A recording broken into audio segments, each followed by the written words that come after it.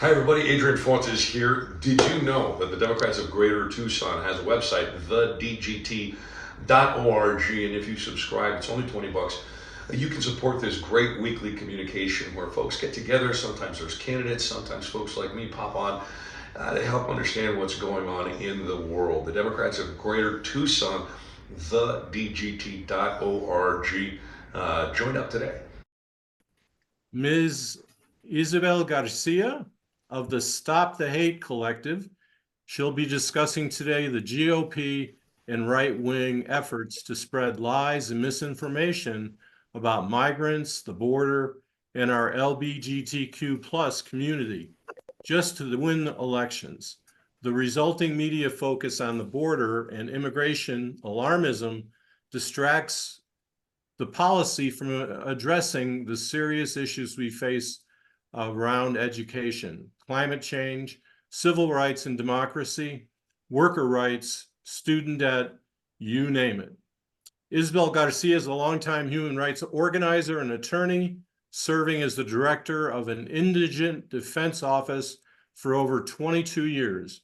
Isabel simultaneously continued to champion for migrant rights and against the militarization of the U.S.-Mexico border, receiving the Mexican Human Rights Award in 2006 and the Alfonso Garcia Robles Award in 2018.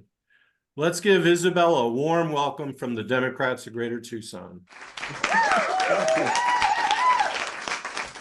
Well, thank you so much for having me this afternoon.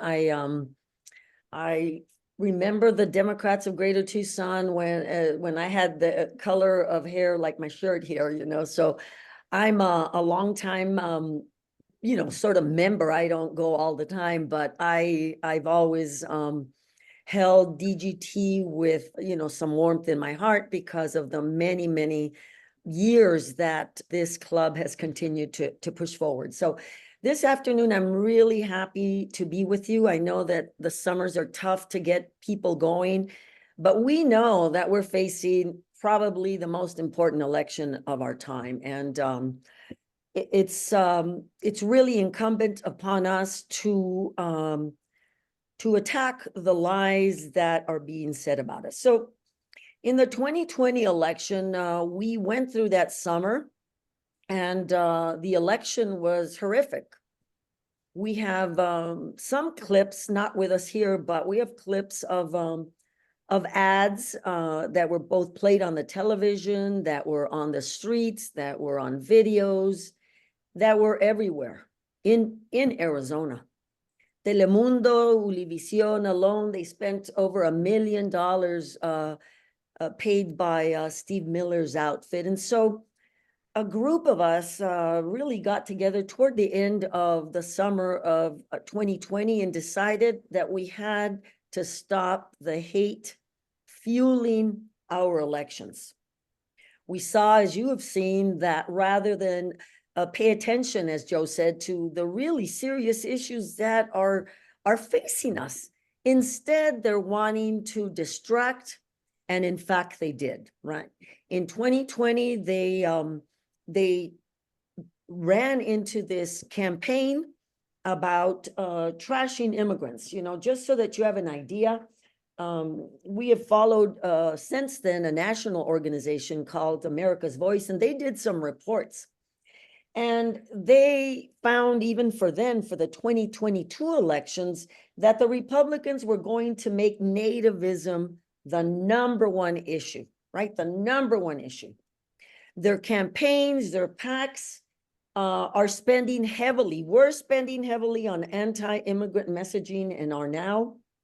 Their main 3 lines of attack were open borders, fentanyl, and invasion, right? All based on lies and disinformation. And with their newest report that I haven't had a chance to see it, but America's Voice has a new report. I forgot the title, entitling 2 years, after the shooting, racist shooting in Buffalo. This is what we've seen from the Republicans. Now, 59 times, 165 Republican members of Congress have use the word replacement, right? Over and over. 31 times at hearings, 96 times on the floor of the Congress, right? And they've spent on 46 TV ads, 202 Facebook ads already. They've spent $10.7 million.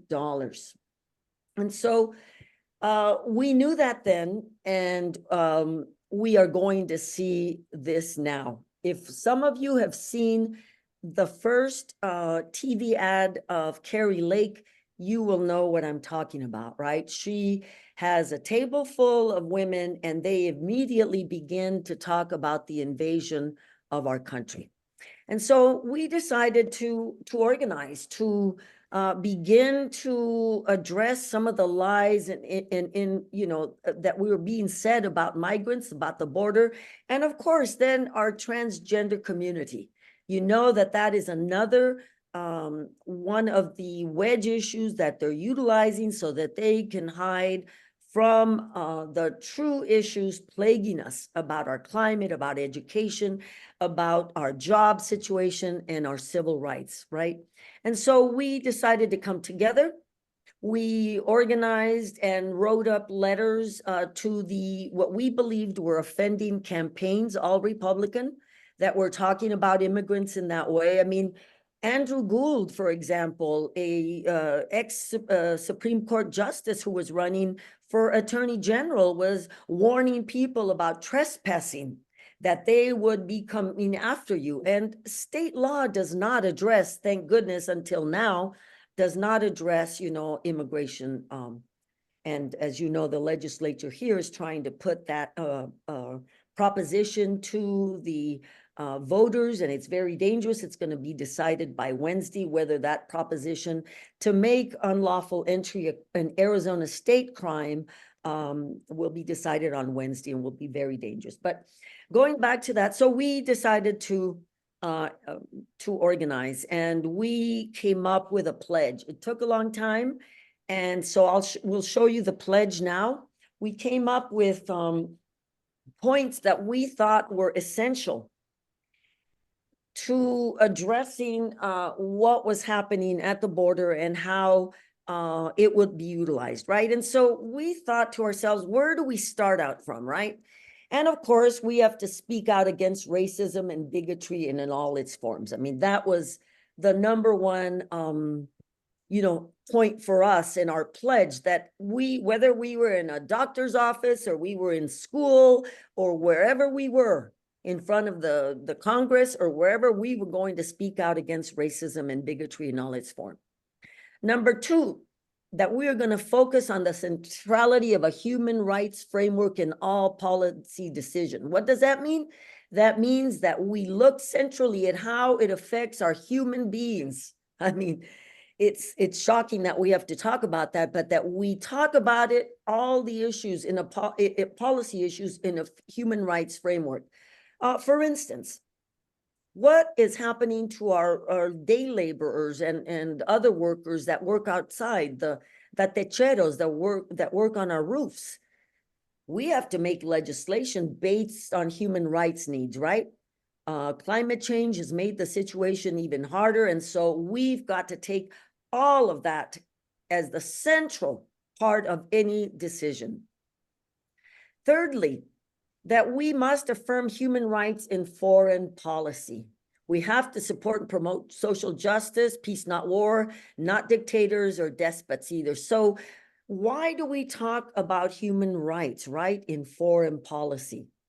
That is part of our purpose in this group, to show, and other groups, of course, to show that our foreign policy is having significant impact on migration. Our foreign policy is having huge impact on migration, causing mass migration, right? So we've got to support human rights in all policies, whether it's in Palestine, whether it's in Honduras, whether it's in China. It doesn't matter where. We must support human rights, not our internal security issues that I challenge on what they mean security, but we must affirm human rights. I mean, as you probably all know now, we used to have like 28 million people in migration. Now we have over 100 million people in migration. And so it is time that we look for those human rights when we're looking at these foreign policy. Number 4, to advocate for the rights, protection, and safety of all migrants at the border and at all stages of their journey, including their worker rights. As we, worked on these issues and these points, the labor people said, oh, we've got to specifically talk about worker rights in terms of respecting the rights along the border. Of course, many of us focus on just life and death. We at Derechos Humanos have over 4,000 migrant deaths, right? We've painted over 3,400 crosses, and we stopped at COVID, but we have the deadliest terrestrial border in the world. The deadliest terrestrial border, not at war, in the world. Number 5, to commit actively to reject all militarized migration responses against migrants in need. That's all we've done. When 9/11 happened, we decided to militarize migration, right?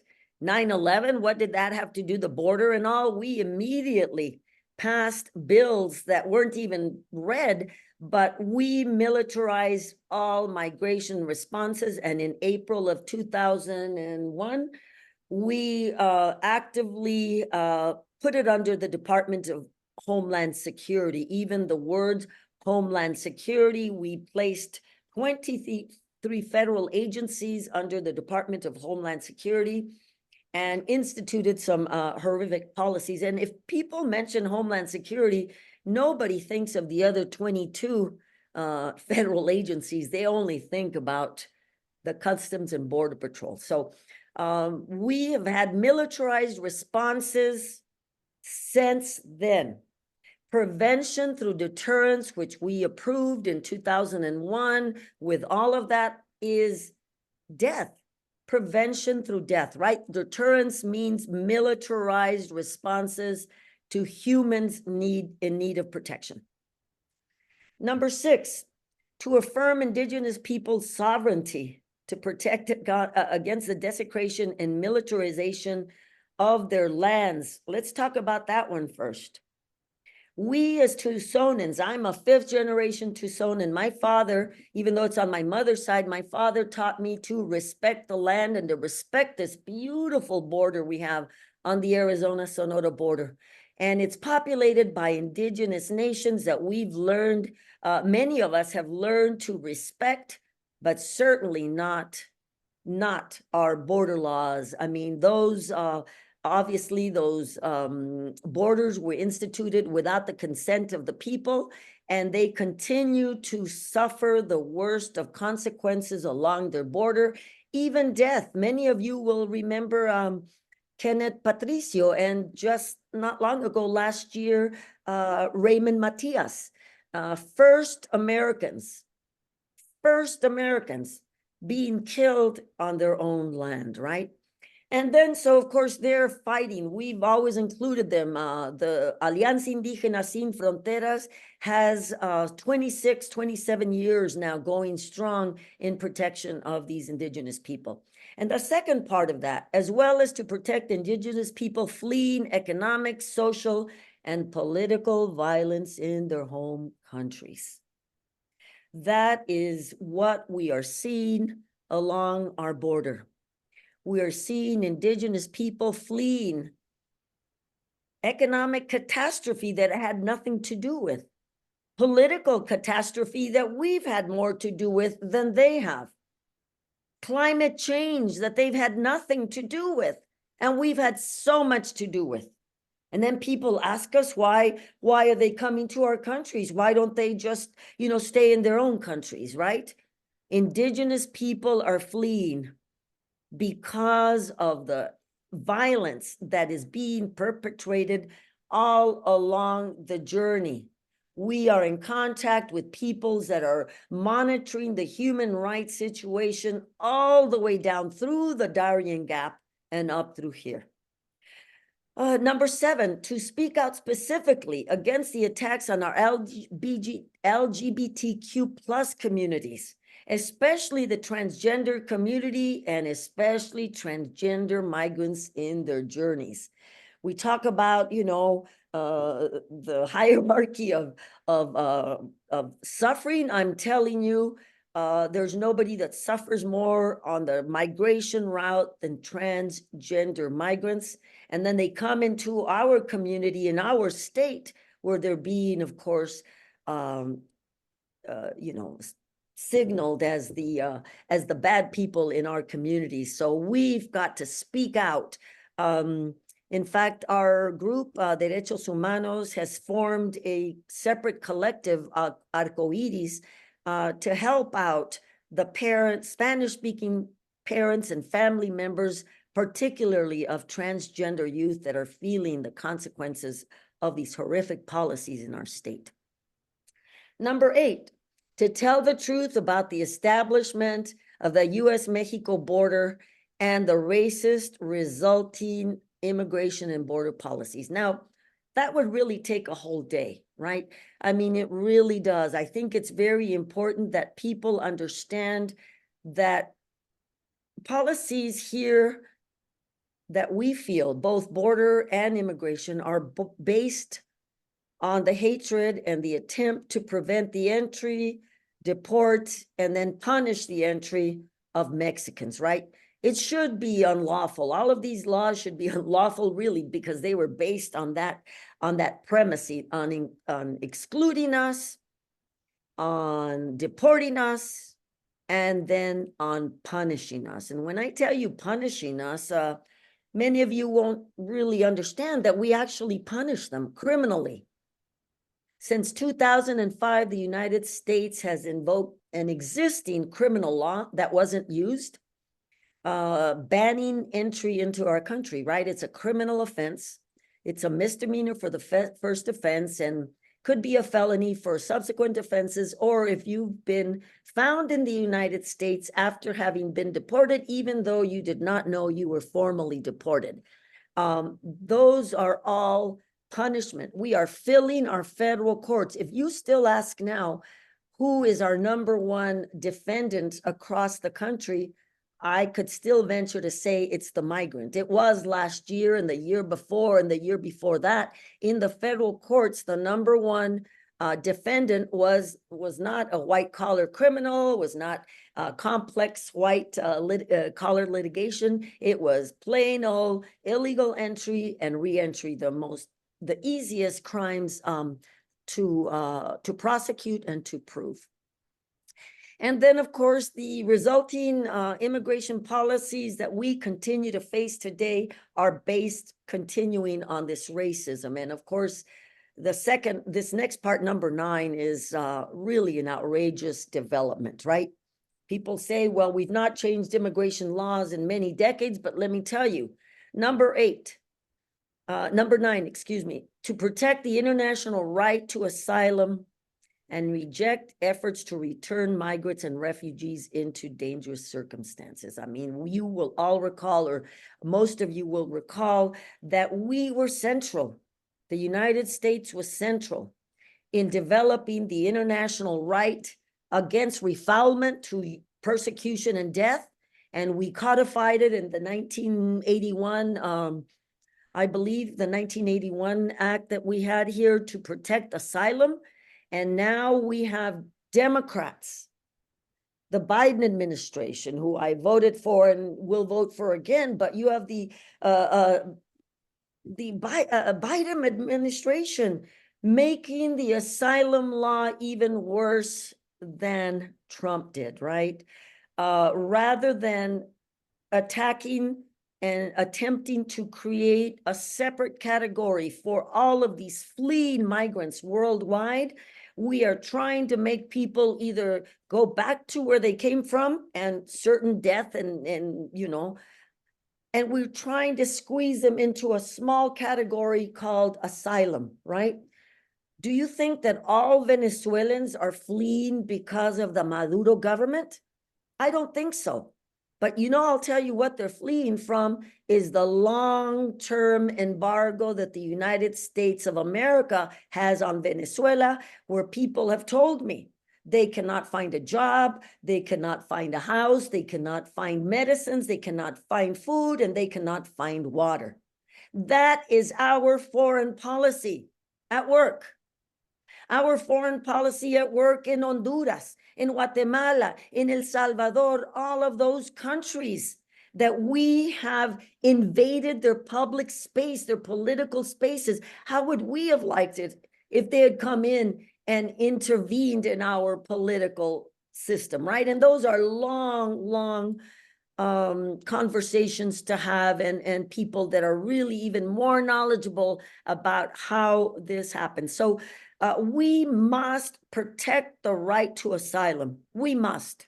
We cannot, and especially as Democrats, concede those Trump policies. And we were about to pass that, but for Trump's efforts to stop that. And now apparently they're trying to deal with them individually. And I hope we don't do this one. We must maintain that right of people to be able to flee persecution. And we have to do that. Anyway, number 10, to commit to addressing racial inequities embedded in immigration enforcement, and actively advocate for respect of human constitutional rights of Black and brown communities residing and transiting through. That has several issues, right? We're talking about, it was embedded from the beginning, right? We had a quota that was anti-Asian after we exploited the Chinese. We had an anti-Chinese act, an exclusion act. We lynched dozens of Chinese. And so we had, really unconstitutional, groupings. And we still have that, right? It's still embedded in our enforcement in particular. Pedro Rios, my friend, who sees many migrants and addressing migrants through the triple fence that the government doesn't want to address, called us and said, the old Otay Mesa crossing was opened for the Ukrainian and the Russian asylees. That is racially unequitable. And that is what we are actively. What happened in Del Rio, where, I resided there in that home community. I have family there. Black migrants, Haitian migrants were beat. We still don't know what happened to them. And so we must address all of these issues of racism at our border. Number 11, we have to protect the environment and the natural resources of the borderland. And all of you on the line know that we are the most impacted. We, and then of course now Texas as well, but we under Trump, we got 350 miles of walls. Now, the Democrats will say, oh, no, they didn't get any more walls. We stopped them. No, they did not. They replaced little barriers with walls. And so who got 350 miles of it? Arizona, the Arizona border did it. And so the devastation, I don't know how long it will be to be able to remediate that. Eric Mesa, who is a member of our collective, can give us a separate, conversation on that, because Arizona has been very, very severely impacted and continues to get impacted because the remediation money that was supposed to go to remediate is still not going there. And so we still have a lot to do that. And lastly is to speak out against those businesses and corporations that use immigrant status to threaten deportation in their attempt to dissuade immigrants from complaints, right? About wage theft and other abuse. Wage theft is one of the number one crimes being committed against immigrant families. Jobs with Justice and Derechos Humanos were trying to get a handle on some of this and be able to do that. And so we want you to sign this pledge. You know, we know that business and corporations, let's face it, from the beginning, we had that struggle in our country, right?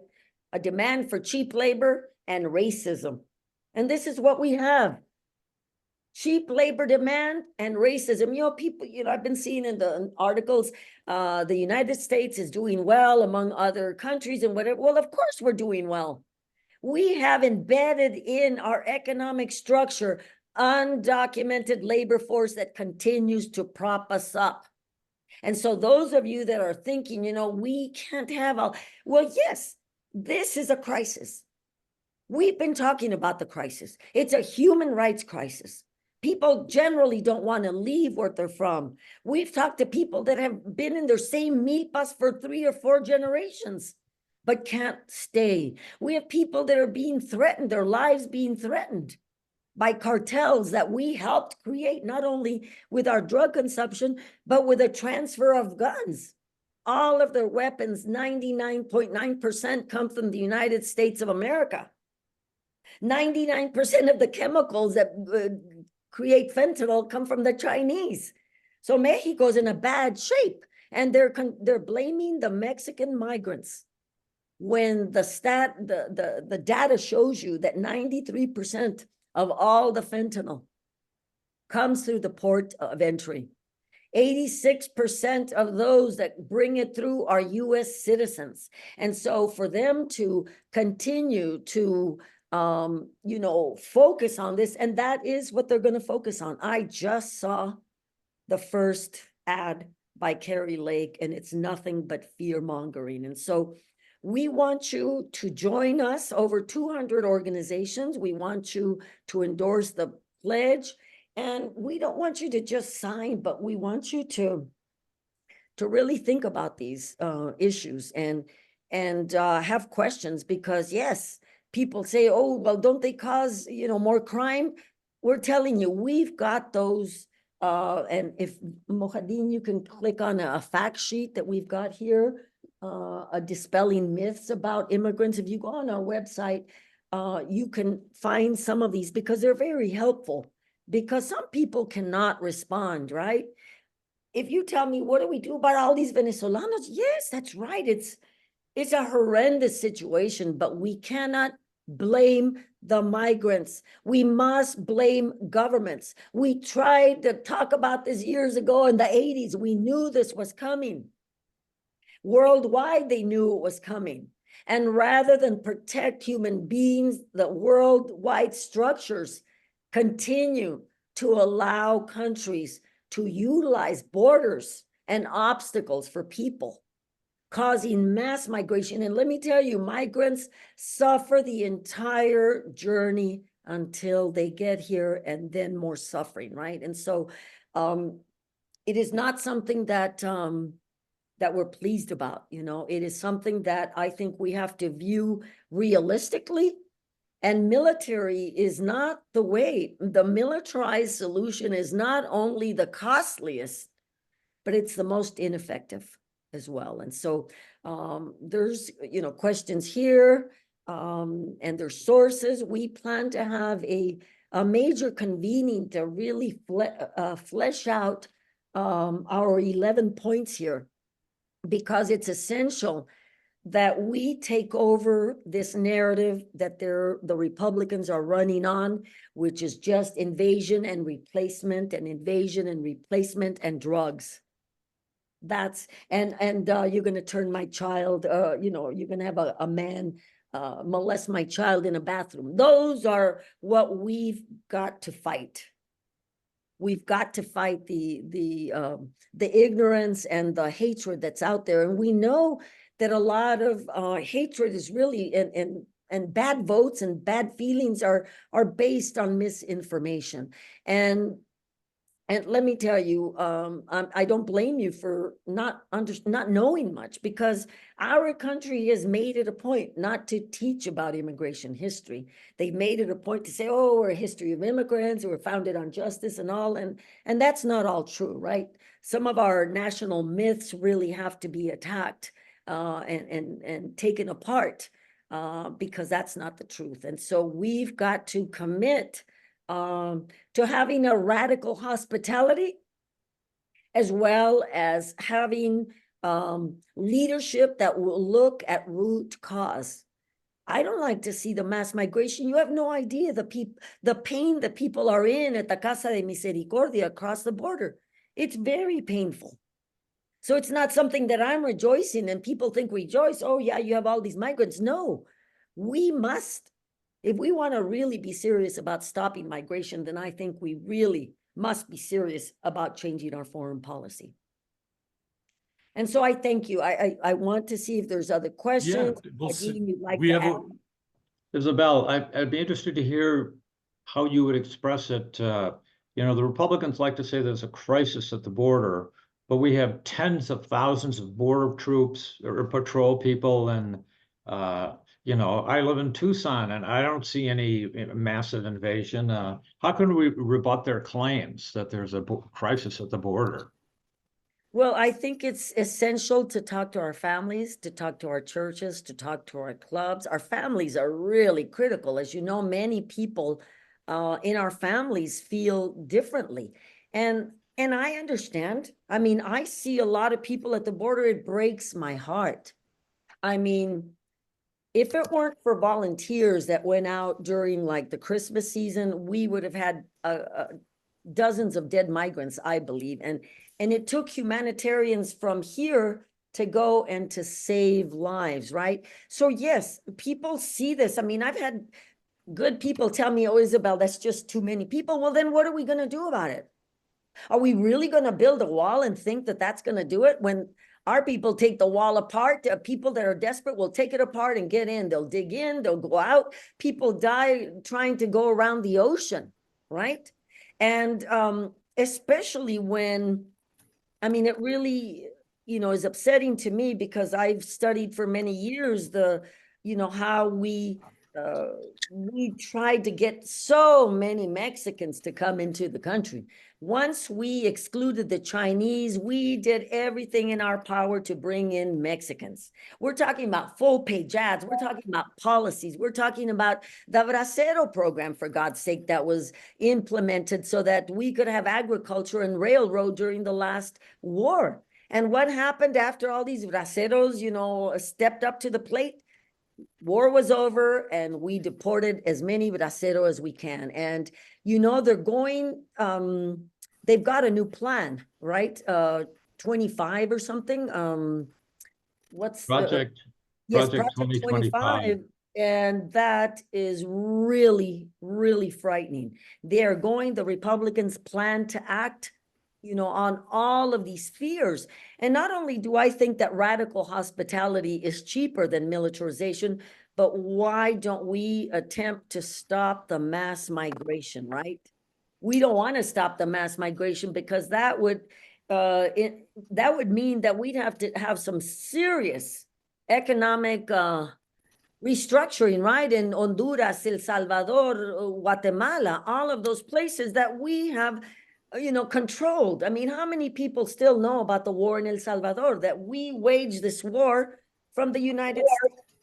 We made them, you know, have a dollar as their currency instead of the colon. I mean, on and on. And so these policies from the past have had implications here, and we need to stop the migration.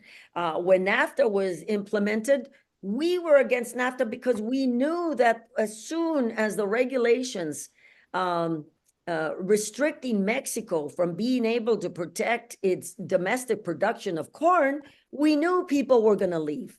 We knew that. And then what did they do? They bought cheap adulterated corn from the United States. And guess what? Their Secretary of State at the time didn't even care. The Mexican Secretary of State, I debated him. He thought it was a great idea to buy corn from the United States, adulterated corn. And it's their patrimony, right? And so we saw massive migration, right? In 2008, what did we see? The opposite, right? We went into an economic free fall. And so we saw negative migration. And then, of course, everything else has happened. And we are now seeing you know, a lot of the consequences, as I say, of our foreign policies. Okay, we have a question for you from Andrea Kennedy. I listen to this and I think, this is overwhelming. And I understand your group is, you are trying to inform. You want to take action against this. And I feel like this keeps happening. Who is benefiting the most? Where are they vulnerable? And how do you shoot an arrow into that vulnerable spot? Because this just, I mean, I've been hearing about this since I moved here, and you know, it's really fortunate that there is still an old world tradition of hospitality in Mexico, as well as, you know, other parts of the world too. But Andrea, which I what's your think, question? yes, I have a question, which is why I think, you know, Larry, this situation sucks. It's upsetting. So, which is why they get here at all. Is So there what's the something question? that can be done to start a cascade of change? And I mean, if you don't Let know, her that's finish, fine. Larry. I don't know either. So that's my No, question. we went to the, I think I forgot to continue on. We sent the offending Republican candidates last time and a letter telling them, you know, stop this, this is what we're doing. And then we had a press conference in front of their headquarters and they called the police on us and such. And so I think that it is very upsetting. It's upsetting because the sound bites are there, you know. It's hard for us to get any sound bite, right? They get, what don't you get about illegal, right? That kind of thing. Well, which, oh yeah, what? Well, first of all, if they understood the immigration system and how it is geared to make it really difficult, right? I had somebody call me yesterday. Their brother became a US citizen and she asked me, I want to immigrate. And I said, okay, you can apply, but you're going to wait about 14 years, even though she's eligible, right? She's got to be here undocumented because otherwise you have to wait in Mexico for 14 years. So there's so much misinformation, and especially about the border. I mean, New Hampshire had elections and they asked them, what was your #1 issue? And they said the border. And so, yes, how, Andrea, how do we change it, you know? How do we reframe things so that people can get another perspective other than the one that's being bombarded, you know? What's his name? Mark Lamb goes outright and lies. I heard him in a congressional hearing, even though the expert said 93% of all the fentanyl comes through the ports of entry. Mark Lamb got on the thing and said, well, I don't believe that. It comes in and I find it here. And, you know, they believe what they want to believe. And so if you look up this, I don't know if, I think Leslie put in the link for the new report, but imagine that they are 165 congressmen are over and over repeating that this is a replacement theory kind of thing. We're invaded, it's fentanyl and replacement. And so I ask you, how do we change that? How? You know, and all we can do is try to address each one of these myths or lies, you know, like they cause all the crime. Well, we now have experts to say anywhere that there's immigrants, there's less crime. They take our jobs. Well, anywhere there's immigrants, there's more jobs because they create more. On and on and on. We've got to you know, almost dissect each one because the poison has been for so many years, Andrea, like you say. Okay, Susie Anderson has a question. Yes, there you go. Oh, there's your That's it. Look at that. Hi there. I'm sorry. My computer connection is really unstable. But what I'd like to know is how many young people do you have working on projects with you? Encourage younger people to join our cause? That's a great question. It's the one that, us oldies have been at, but we've made some breakthrough. We have some young people from Care in Action that have joined us. We have some young members at Derechos Humanos, and some of those groups that are listed there, but we need more youth. You're absolutely correct, because some of us aren't as good with, the social media. And they said they were going to help us, of course. So your question is right on. We need more of the young people to help us, in particular, with the social media, because the young people, once you present it to them, they're pretty good about understanding, this kind of information.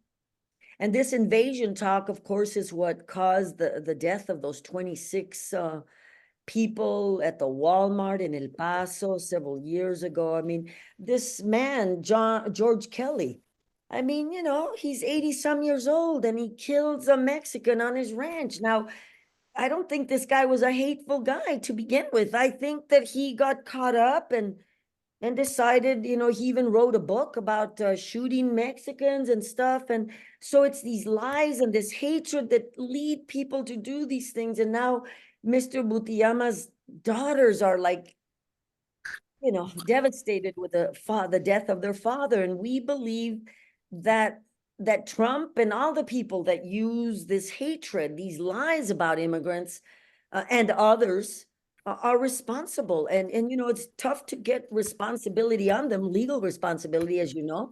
But morally, I mean, it's causing people to hate. Okay. Well, I've got a question for you, Isabel. So I remember, I think back in the early 80s, maybe like 81, so it would have been Reagan, and they came up with E-Verify so that migrants, it wasn't on the migrant to prove who they were or not. It was up to the business that hired them to make sure that they were actually able to work. So I haven't heard anybody refer to that system for a long time. Oh, yeah, they use it. And of course, we fought against utilization of that system for so many reasons, right? I mean, the computer, their data system is wrong. They get the names wrong and on and on. But even then, we don't believe in policing our work sites. We don't believe in policing our school sites. I mean, this thing of E-Verify is policing our work sites. You know how many millions of work sites there are in this country? And what does that mean? And you begin to put these glasses on Blinders, for yeah. who? Right, no, these glasses, who do you look for? Well, brown people. Border Patrol is the largest uniformed police agency in this country. And do they focus on you, Joseph? No. No. Or really in the interior much? Well, they are going interior, but we warned the people in the interior when we were fighting bills that legalized some people here, but further militarized the border, and Democrats were for it, right? We were always the ones saying, no, don't do that. Don't do that. Don't do that. They're going to come for you. And sure enough, the helicopter sweeps that they do for immigrants to scatter, Trump used it in Washington, D.C. to scatter the protesters. Anything that is done at the border here is going to be done to the interior. That's our point. And we don't believe in employer sanctions. That's ridiculous. It's completely ridiculous. We've been saving the economy. Not me, because I'm a fifth generation Tucsonan, but immigrants have been saving us for, generations, and now they're the bad guys. Well, thank you. And the other question I have is President Biden tasked Vice President Kamala Harris to go to Honduras and Guatemala and El Salvador, supposedly to help those countries develop their economies so people wouldn't be fleeing to other places. True? It's under the old paradigm. It's not going to work. Don't come. She went over there and said, don't come. She went over and said, okay, more investment. That's what they're doing. They're stripping. Canadian companies are not only stripping, you know, the Santa Rita mines here, but they're stripping down over there. So it's complicated, and I think though we've got to act internationally, nationally, locally, and statewide. Right now, there's HB 2060, I think it is. Please call your senators and reps that we cannot have this pass. This is another 1070, as you know.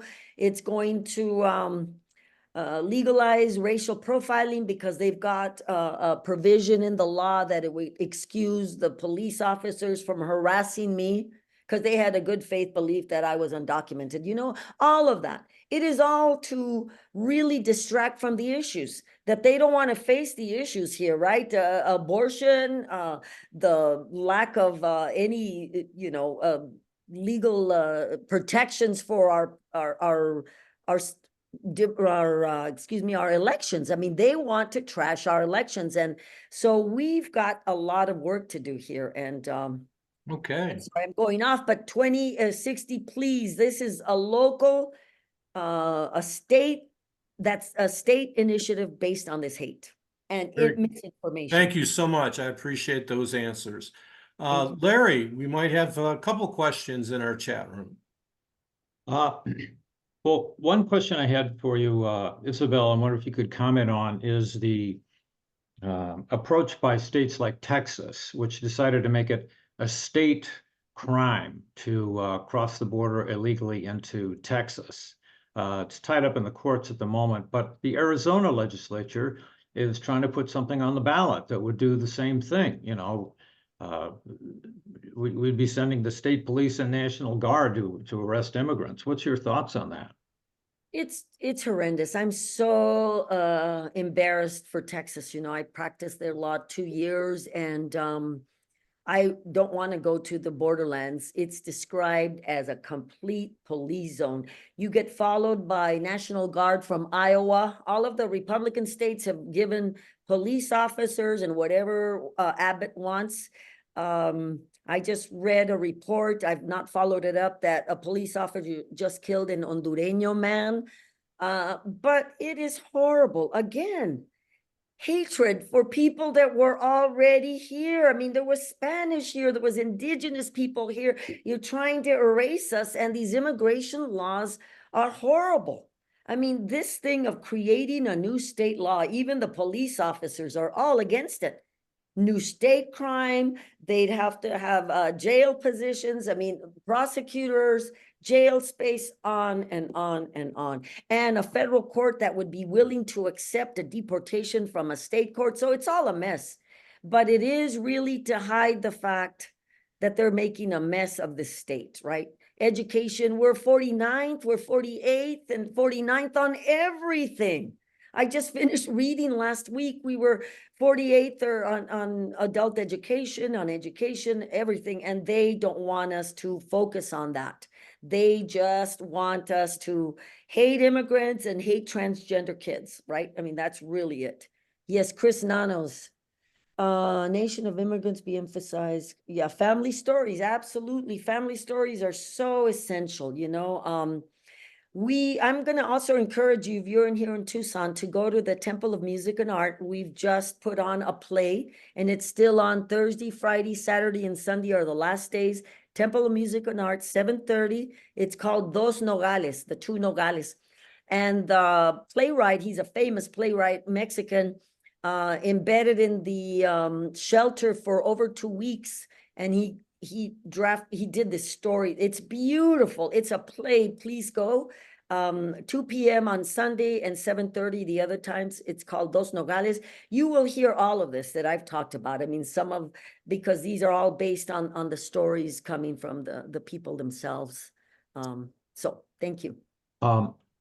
We also have a question where, I put the link to the play in the chat, and Teresa has a question. Do you have a podcast where people can listen No, to? I don't. I don't even know how to do a podcast. So, you know, I'm really dumb on this computer stuff. You know, I'm just I want to be on podcasts. I've been on a couple of podcasts, but you know, I don't know much about them. Okay. I suggest Todd Miller's Yes, Border Chronicle for everyone, which is it's an excellent. amazing resource for all borders and immigration related issues. It's Can you Todd put Miller. his link? Border Yes, Chronicle. it's excellent. He just did an interview with somebody who wrote a great book. Oh yeah, John Washington. Challenging the concept of borders, I think it was. You should see this latest one. And some of you may know John Washington. He was volunteering here for a long time. Isabel, have you had any dealings with the Jesuit presence on the border? Is Randy part of the Randy not does. Randy I'm- Mayer of the Randy Mayer? I Good mean, Shepherd and with the Good Shepherd, not per se the Jesuits, but yes, we have a lot of connection both in Agua Prieta and Nogales and here in Green Okay. Valley. Okay, that's wonderful. Yes, they've been really good to us. Well, Larry, any other questions on the chat Nope. room? No Nope, questions? no questions in the chat. Well, Yes, we salute you. I know many of us share in your passion and your mission, and I can hear in your voice at times it's a little tough. It's very frustrating, but I also hear some hope. oh yeah, I hear hope. So it's the young people. Young people have given me hope now. They really. there we go. Well, thank you so much for being here today. We really appreciate it. I appreciate it, and I'll tell people to definitely. I always tell people to join in, depending on your speaker. But I remember when I was there with Raul, all nervous. He announced at the DGT. Raul Grijalva, I remember all them years ago. That's wonderful. Craig Markin has a question for you. Yes. Yes, Yeah. Craig.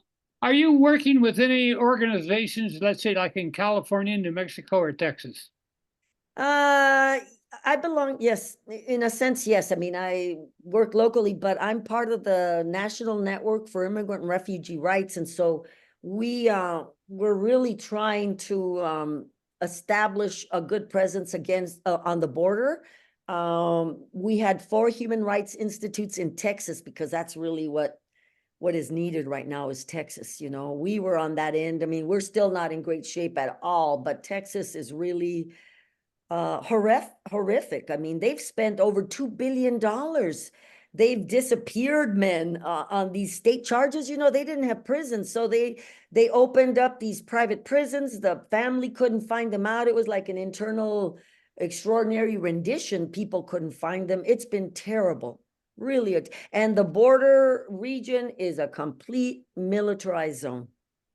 So it's bad along the border, but we are getting people connected along the border. There's also the SBCC, the Southern Borders Committee that we're part of. So yes, we do. We do. Oh yeah, these are all good things. The Border Chronicle and our collective. Well, thank you again for your spirit. And, you know, as Democrats Greater Tucson, I think at the very least, sometime maybe we visit the border with you. Yes. Oh, that would be a great thing to do.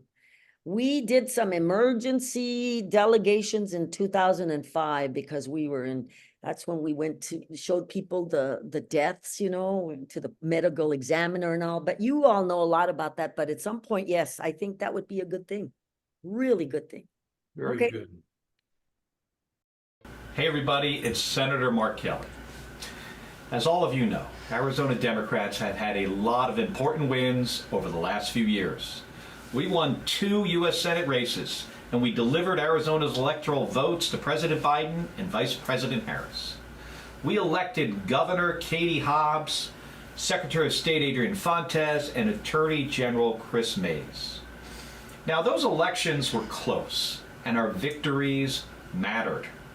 Arizona Democrats from the federal to the local level have delivered real results for our state on critical issues like combating climate change, lowering prescription drug costs, protecting the right to vote, and preventing more restrictions on abortion access. The Democrats of Greater Tucson offers the opportunity to hear from elected officials and candidates about that important work and the issues that matter to them. That information will be invaluable as Arizonans head to the polls. So this election cycle, whether you're signing up to knock doors, make phone calls, or joining the Democrats of Greater Tucson to hear from and speak to Democrats in our area, please know that your voice matters and we need you on this team. Thank you.